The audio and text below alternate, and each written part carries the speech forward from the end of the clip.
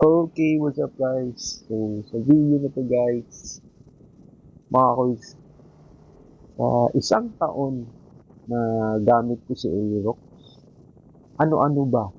Ano-ano bang masasabi ko about sa motor na to? Okay? So, simulan natin sa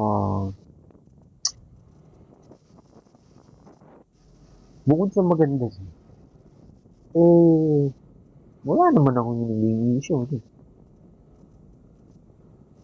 Okay naman siya hanggang ngayon. Wala namang problema. Although hindi ko siya masyadong nagagamit, dito naman sa isang taon ko, dalawang change oil pa lang ito. At yung odo nito is wala pang 3,000. Okay, so ibig sabihin, hindi ko siya masyadong nagagamit. Stock lahat, pati gulong, lahat, pati yung filter niya, linis lang. Hindi pa ako nagpapalit. Hmm. Sabi nila, ano tayo, suspension. Sabi nila matigas yung suspension sa harap, tsaka sa likod. Totoo naman, matigas naman talaga. Kailangan siguro ng modifications like palit ka ng bagong shock sa likod. Pero for me, eh, matibay yan, shock na yan sa likod eh. Saka sa harap. Para sa akin, okay naman kaya naman. Wag mo lang talagang yung mga dadaan sa mga lubak. Sobrang lubak, tapos bilis-bilis ko patakbo. Hindi siya para doon. Sabihin na natin na para yun sa ADV talaga. Honda. ADV. Okay, pero hindi kasi yun yung kung bakit Aerox ang binili mo. Kasi ito yung gusto kong bilhin eh. Ito yung nagandaan ako sa kanya. Feeling ko, pogi ako pag sumakay ako sa kanya. Feeling ko, sarap-sarap ng gamitin. Hindi siya mukhang, ewan ko kung anong, ayaw kong magsabi ng tour ng ibang motor, pero parang napupugian talaga. Kaya binili ko siya. Wala din naman akong pakialam masyado doon sa power. Kasi unang-unang, ang gusto ko naman bilhin is malakas talaga. Ba't di na lang ako nag-Raider 150 o Sniper? Diba? Para sa akin, yung sakto lang ng mga gamit mo, yung hindi ka bibitinin sa pag-overtake mo. At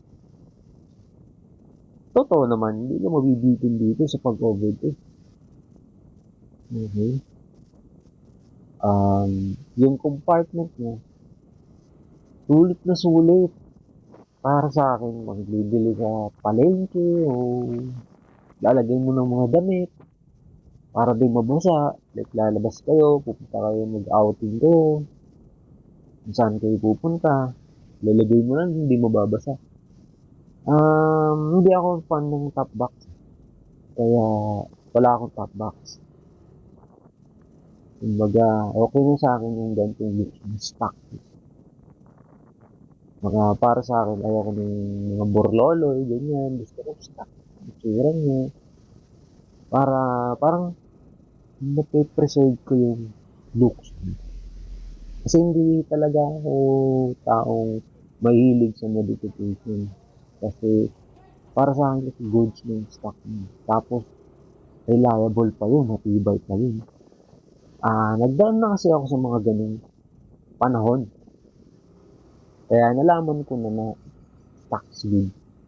Mga ganyan, reliable. Ano po ba? Sabi nila, bukod dun sa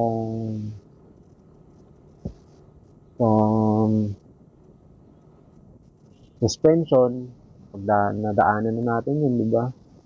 Yung side stand, yan. Oo, meron talaga mga nakikita ako nagagasgas ko dahil sa side stand na yun. At ako mismo muntik na. Ngayon, nagbi-video kasi ako. Tapos, stand ko siya. Saglit. Ang lambot-lambot talaga ng side stand niya eh. Tapos, parang hindi siya nakaslant. Parang alam mo yun, yung pantay na kapag may konting pababa, didirect siya. Kahit naka-side stand siya. Pero, meron siyang lock din sa brake mo. Diba? May pinipindot din na lock sa brake para din yun, guys. Para dun, para kahit naka-side stand mo, pag pinindot mo yung lock niya, hindi na siya gugulong. Para yun dun. Okay, gamitin nyo rin, no? Para hindi kayo nagre-reklamo. Mas gasing motor ko. Diretso naka-side stand eh. Iyak ka ngayon. Bili ka ng PlayStation. Okay, ano pa ba? Consumption, no? After 1 year ng consumption sa gasolina, di rin naman na siya nagbago. Ganun pa rin yung fuel consumption niya.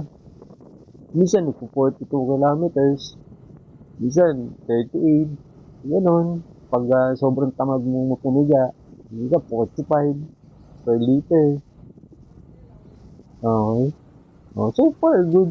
Goods naman zero. Wala akong narinig sa kanya na pagbabago.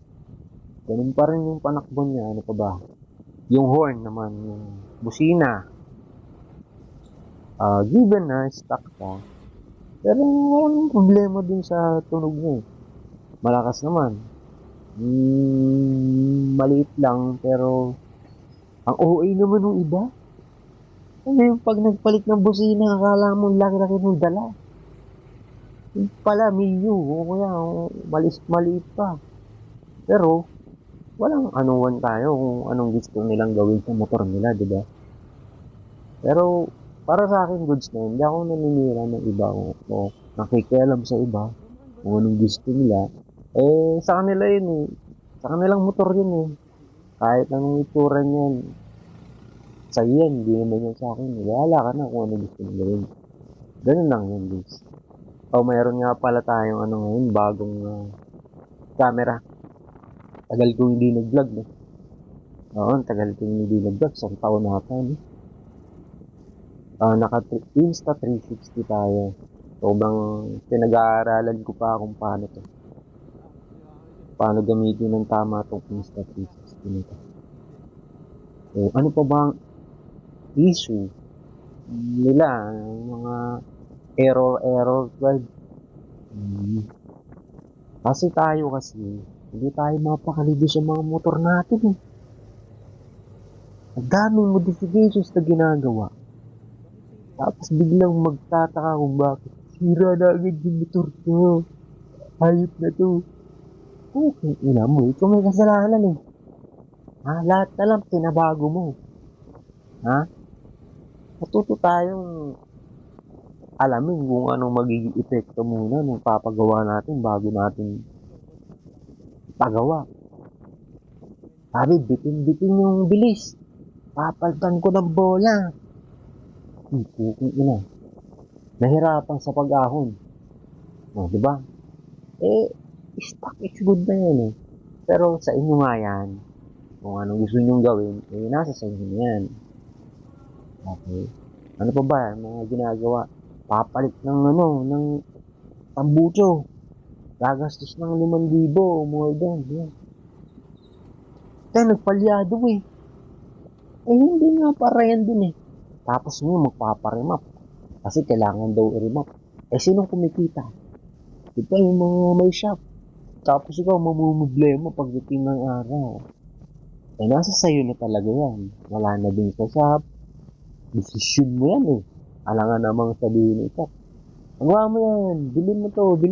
Yan naman. Siyempre, ginusto mo yun. Kaya mo bilhin eh. Diba? Kayo, At ang advice ko lang sa inyo, pero ayoko talaga mag-advice.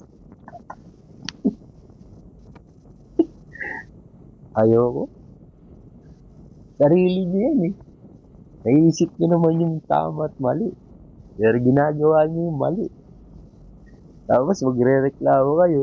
Okay, ina, wala pang 5 buwan yung motor ko. Ganito na eh. Wala pang 5 buwan yung motor ko. Aero 12 na eh. Yun ako. Sakit sa ulo. Okay, minsan meron mga factory defect siguro. Pero madalang yun. Madalang talaga yun. Ilang motor na yung nahawakan ko. Pag maingat ka, talagang tatagal yung motor mo. Yun yung ilagay nyo sa kukote nyo.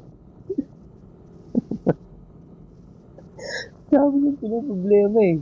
Pag sahod nyo, bibili kayo ng ganito. Magpapalit kayo ng ganito. Putang ina. Sayang naman yung pera nyo eh. Tapos, dadali yung buhay ng mga motor nyo. Kasalanan nyo rin eh. Diba? Okay. So ito, kitang-kita nyo naman, chill na chill lang si Aerox version 2, no? Sa video na to. Wala akong pinabago dyan. 1 taon yan. Wala akong pinabago. Ganyan pa rin. Walang pagbabago sa takbo. Sabihin na natin na hindi siya gamit na gamit. Ano? Kung gamit na gamit yung motor mo, tapos nagka-problema after 1 year, baka kulang ka sa maintenance. Ano? O kaya naman, sobrang gamit na gamit talaga yung motor mo. Talagang, for example, pang-angkas mo, di ba, mayroong mga motorcycle na turbo dyan, for passenger, o kaya pang-deliver mo, kinakargaan mo ng kung ano-ano. Tapos, ikaw naman nagkukulang ka sa maintenance. Paano? Paano tatagal yung motor mo nun? Hindi ba masisira yan pag nagkulang ka sa maintenance, tas gamit na gamit? Isip din kayo guys. Laging araw-araw gamit. Ilang oras mo ginagamit? 8 oras mo ginagamit. More than 12 hours, 14 hours. Huwag na magtaka guys.